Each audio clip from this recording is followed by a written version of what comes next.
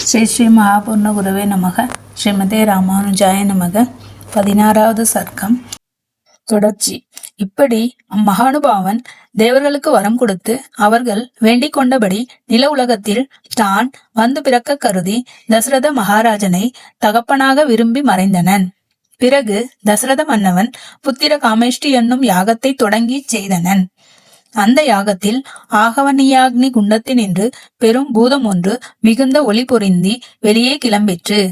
அது மிகுந்த திறமையும் சிறந்த வலிவும் பெற்று கருப்பும் சிவப்பும் கலந்த ஆடைகள் அணிந்து சிவந்த முகத்துடன் தென்பட்டது.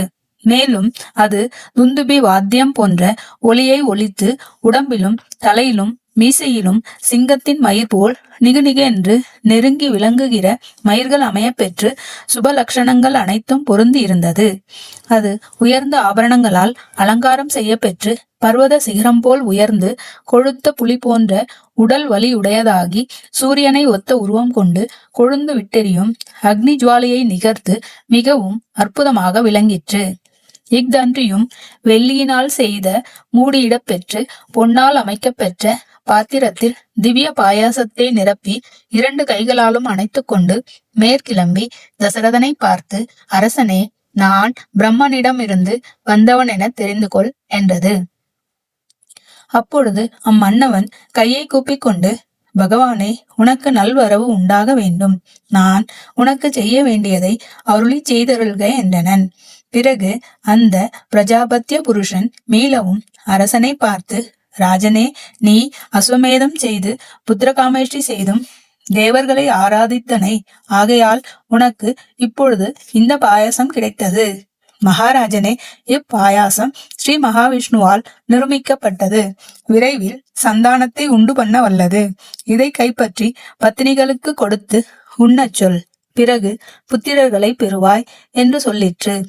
அரசனும் மனக்களிப்புற்று தேவ பாயாசம் நிறைந்த அந்த பொன் பாத்திரத்தை தலையால் வாங்கி கொண்டு அப்பூதத்தை வணங்கி மிகுந்த சந்தோஷத்துடன் அதை வலம் வந்து பூஜித்தனன். உடனே அப்பூதம் தான் வந்த காரியத்தை நிறைவேற்றி அந்த அக்னிலேயே மறைந்து விட்டது. அரசனும் அரண்மனைக்குச் சென்று கௌசல்யை நோக்கி, இப்பாயாசத்தை பெற்றுக்கொள் என்று உரைத்து பாயாசத்தில் பாதியை கௌசல்யைக்கு தந்தனன். மிகுந்த பாதியிலும் பாதியை சுமித்திரைக்கு தந்தனன்.